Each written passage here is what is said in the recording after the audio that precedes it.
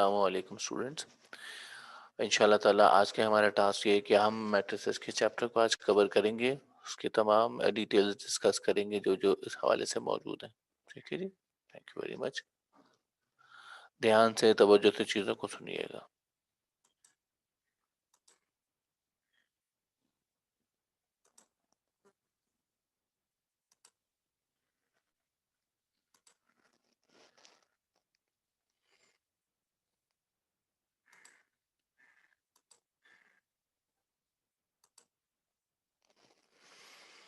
जी भाई, आज हम आगाज करेंगे मैट्रिसेस से। इम्पोर्टेंट चैप्टर है, पेपर 1 में ज़्यादातर ये आपको मिलता है, लेकिन ऐसा नहीं है। लेकिन पेपर 2 का हिस्सा भी बना है, कम है बट है ज़रूर।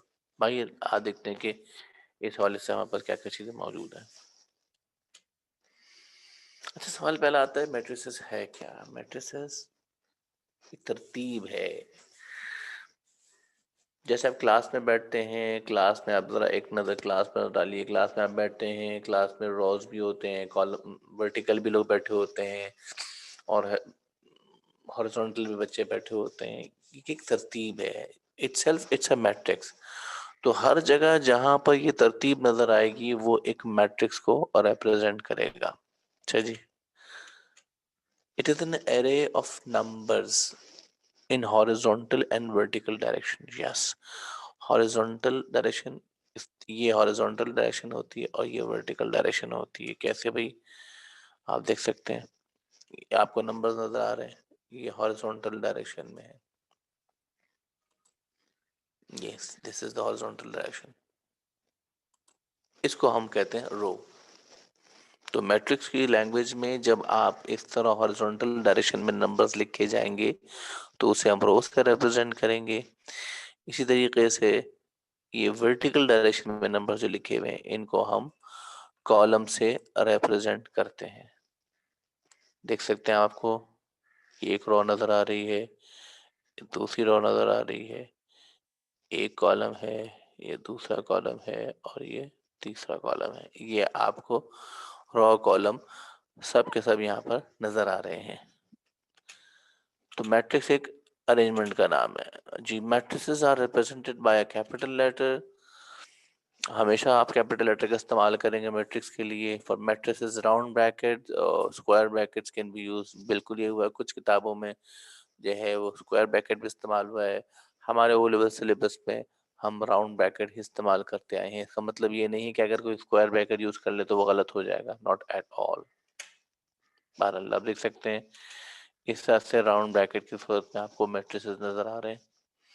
आप देख सकते हैं, आपको तरतीब दिख रही है, ये हॉरिजॉन्टल अरेंजमेंट है, horizontal horizontal horizontal vertical vertical vertical arrangement है। इसी तरीके से हाँ, ऑर्डर ऑफ अ मैट्रिक्स। किसी मैट्रिक्स का ऑर्डर क्या होता है, थोड़ा सा इसको जानने की कोशिश करते हैं। अब देखें, it tells the number of rows and number of columns in a matrix.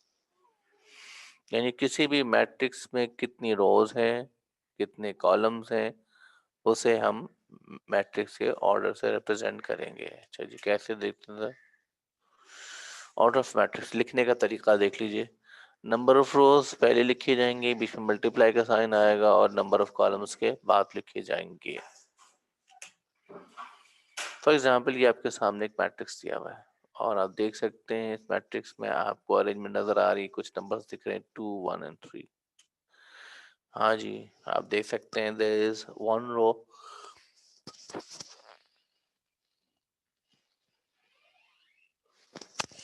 इस मैट्रिक्स में आपको एक ही रो नजर आ रही है।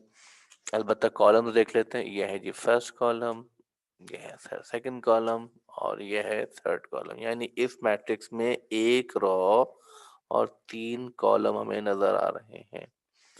यानी अगर मैं इसका ऑर्डर लिखूं तो ये बनता है 1/3। आप देख सकते हैं, रो पहले लिखेंगे, कॉलम हमेशा बाद में लिखेंगे। ये तरतीब कभी भी चेंज नहीं होगी, कभी भी नहीं। ना आप चेंज कर सकते हैं, ना कोई और चेंज करेगा। Similarly look at this matrix. इस मैट्रिक्स में देख सकते हैं, अगर हॉरिजॉन्टल देखा जाए तो ये ऐसे ऐसे और ऐसे 3 रोज हैं और एक ही कॉलम नजर आ रहा है। तो इसका ऑर्डर होना चाहिए 3/1। Yes, absolutely correct.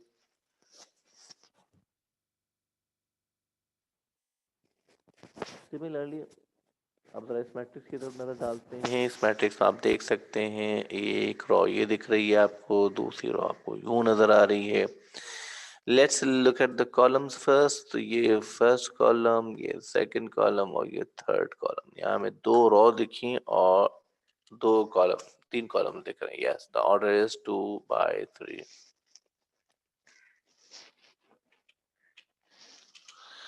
हाँ जी, कुछ मैट्रिक्स की टाइप्स हैं। Square matrix. भाई स्क्वायर मैट्रिक्स क्या होता है?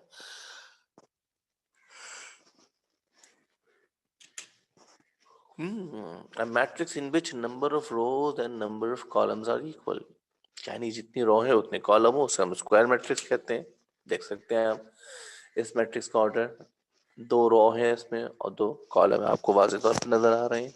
यस, देख सकते हैं आप, one row, two row, first column, second column, two row, two columns. इस तरीके से आप ये देख सकते हैं एक और एग्जांपल स्क्वायर मैट्रिक्स की।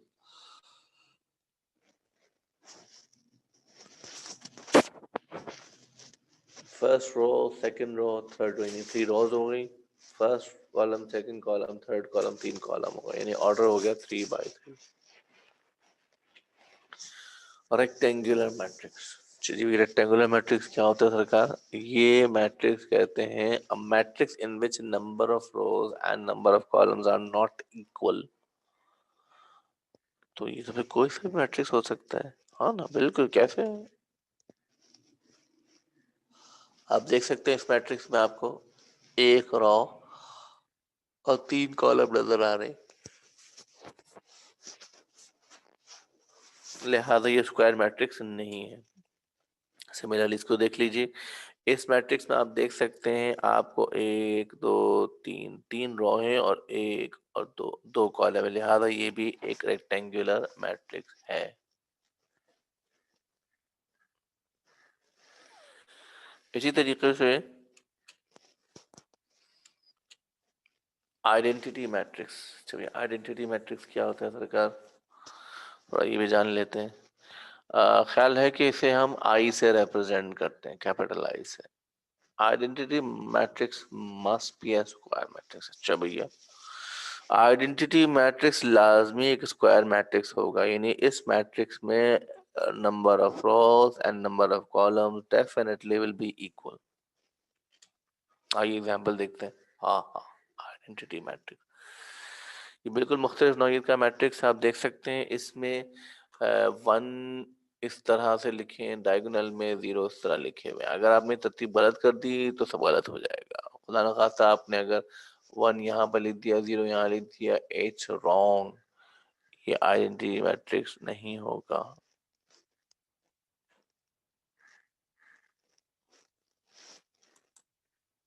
देख सकते हैं हम एक और एग्जांपल आइडेंटिटी मैट्रिक्स की। ये आप देख सकते हैं, ये यहाँ पर डायगोनल में वन है, बाकी तमाम नंबर जीरो है। ये अगर एक भी नंबर आपने वन के बजाय कोई और लिख दिया है तो वो आइडेंटिटी मैट्रिक्स नहीं रहेगा। और नल मैट्रिक्स, नल मैट्रिक्स को रिप्रेजेंट करते हैं हम ओ से, कैपिटल लेटर ओ से। नल मैट्रिक्स में हैव एनी ऑर्डर, कोई भी ऑर्डर हो, मसला नहीं था।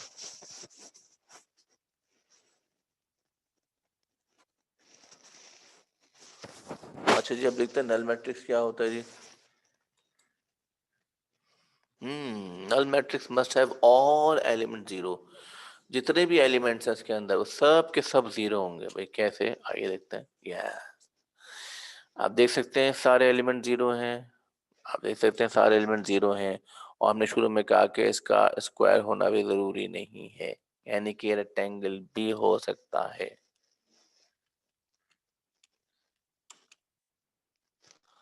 हाँ जी, addition and subtraction.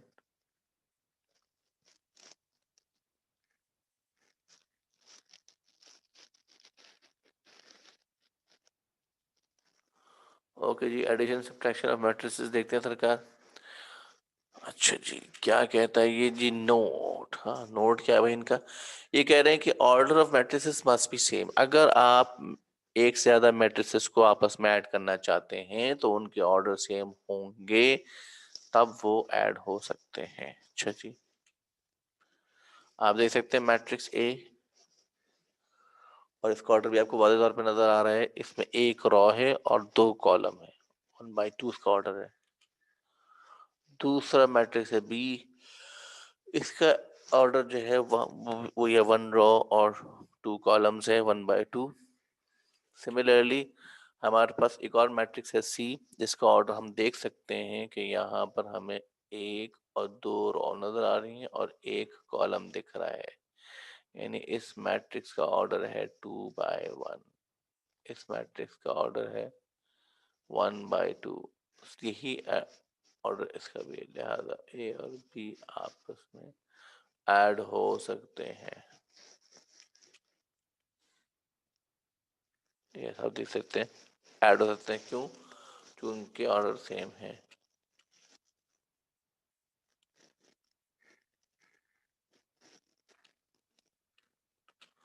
So the matrix B and C cannot be added because the order of the matrix B are not same.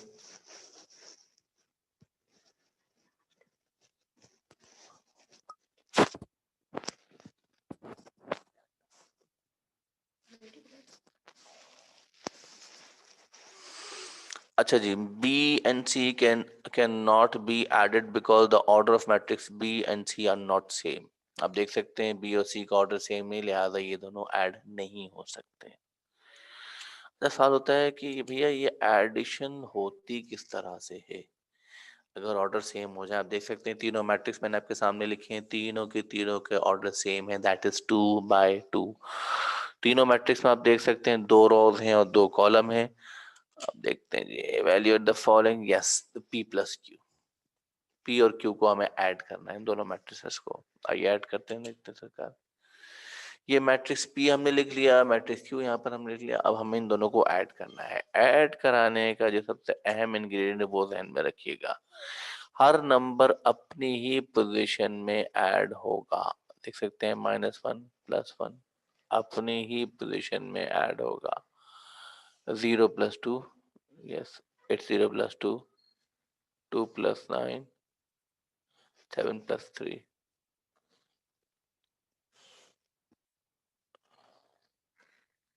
अब देखते हैं फाइनल आंसर हमारा क्या आ रहा है। फाइनल आंसर हमारा आ रहा है 0, 2, 11 and 10। This is our result by adding P and Q।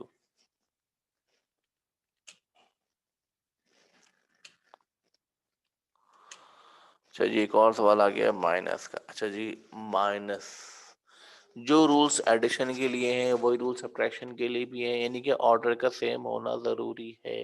वो तो यहाँ पर है, लिहाजा सब्ट्रैक्ट हो सकते हैं।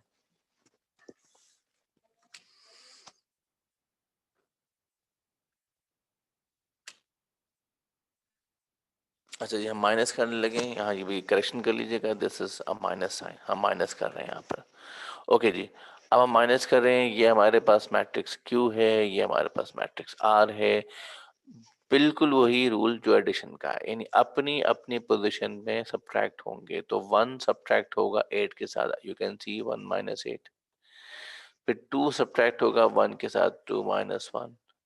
9 सब्ट्रैक्ट होगा -3 के साथ, ये देख सकते हैं हम, सब्ट्रैक्ट हुआ -3 के साथ। And 3 will be subtracted with 5, तो 3 - 5।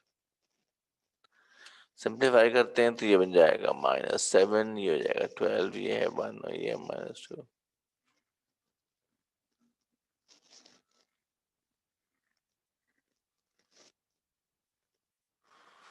ओके जी, अब देखते हैं हमारा P - Q - R। चलिए, अब तीनों मैट्रिक्स को इस तरह से हमें माइनस प्लस करना है, ये देखते हैं सरकार। हाँ जी, ये है हमारे पास मैट्रिक्स P, ये Q और ये R। चलिए, पहला अब तवज्जो दे दीजिएगा। अब हर नंबर अपनी ही पोजीशन में सॉल्व होगा। ये -1 आ गया, इस ये -1 आया, ये माइनस, और फिर ये -8 आ गया। अब 0, ये और ये अपनी अपनी पोजीशन पे ऐड सब्ट्रैक्ट हो रहे हैं। 0 - 2 -1। सिमिलरली 2, 9 और -3 सब्ट्रैक्ट होंगे। 2 के साथ आया -9 और फिर माइनस के बाद आ रहा है -3। इसी तरह से देखें 7 के साथ आ रहा है 3 और फिर आ रहा है -5। ये तीनों मैट्रिक्स एक साथ आपस में सब्ट्रैक्ट हो गए हैं। अच्छा जी, मजीद आगे बढ़ सिंप्लीफाई कर लेते हैं इसको, तो ये बनता है हमारा result. Multiplication of a scalar that is constant and a matrix. यानी अगर किसी कांस्टेंट को किसी मैट्रिक्स से मल्टीप्लाई किया जाए तो क्या उसका रिजल्ट मिलता है। आइए देखते हैं सरकार जी। ये मैट्रिक्स ए हमें दिया गया है, फाइंड 2a, यानी इस कांस्टेंट को, ये जो नंबर 2 लिखा है इस कॉल्ड स्केलर, इसको हम मल्टीप्लाई कर रहे हैं मैट्रिक्स ए के साथ। अच्छा भाई कर लेते हैं भाई जी। रूल क्या कहता है कि ये वाला 2 स्केलर हर एलिमेंट से मल्टीप्लाई होगा, as you can see here. अच्छा जी, मजीद आगे बढ़ते। 2 4 10 4। आप देख सकते हैं सिंप्लीफाई करने के बाद जो रिजल्ट आ रहे हैं हमारे पास वो ये आ गया सर।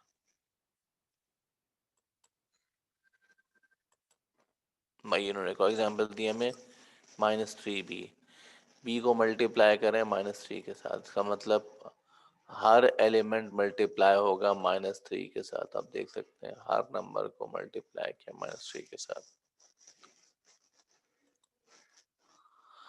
अगर डाटा पर 0 आ रहा है, +3 आ रहा है, -6 आ रहा है और -3 आ रहा है, this is your matrix -ab। हाँ जी, मल्टीप्लिकेशन ऑफ मैट्रिसेस, हाँ ये है बड़ा अहम हिस्सा। मैं इसको यूं कहता हूँ कि it's the backbone of the matrices. ये दो मैट्रिक्स को मल्टीप्लाई करना है। ये पहला मैट्रिक्स मैंने आपके सामने लिखा है, अब मैं आपके सामने, शर्त क्या है जी, the number of columns in first matrix are equal to the number of rows in second matrix. ये इसकी शर्त है कि ये जो है आपस में बराबर होना चाहिए। पहले मैट्रिक्स के कॉलम दूसरे मैट्रिक्स के रोज हमेशा बराबर होना चाहिए। जी कैसे भी चेक करेंगे, ये देख सकते हैं आप, ये पहले मैट्रिक्स का ऑर्डर आ गया हमारे पास। ये है दूसरा मैट्रिक्स रिकॉर्ड। आइए इसका ऑर्डर भी देखते हैं क्या है हमारे पास। इसका ऑर्डर है 3/2। अब क्या ये मल्टीप्लिकेशन पॉसिबल है या नहीं, सवाल ये आता है।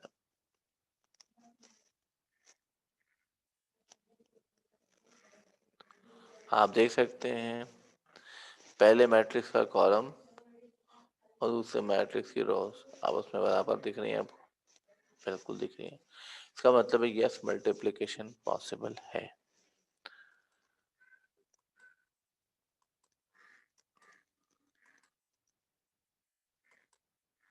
हाँ ये क्या अब जिक्र हो रहा है, ये तो देखने वाली बात है।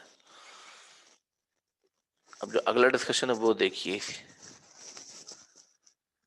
वो ये कह रहा है कि ये जो चीज आपको दिख रही है, ये जो लाइन आपको नजर आ रही है, यानी कि पहले मैट्रिक्स का रोज और दूसरे मैट्रिक्स का कॉलम।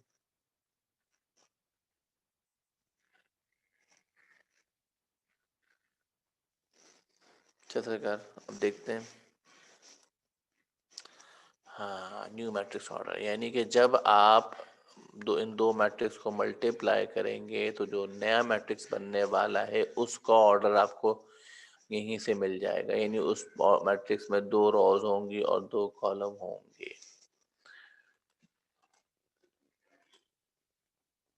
हाँ जी, ये हमने दोनों मैट्रिक्स लिखी जो पहले आपके सामने मेंशन किए थे। अब हम यहाँ से स्टार्ट ले रहे हैं, इन्हें किस तरह से मल्टीप्लाई किया जाएगा ये इंशाल्लाह ताला अपनी नेक्स्ट क्लास में आपके साथ शेयर करेंगे। ठीक है जी, आज हम अपनी क्लास यहाँ पर एंड करते हैं।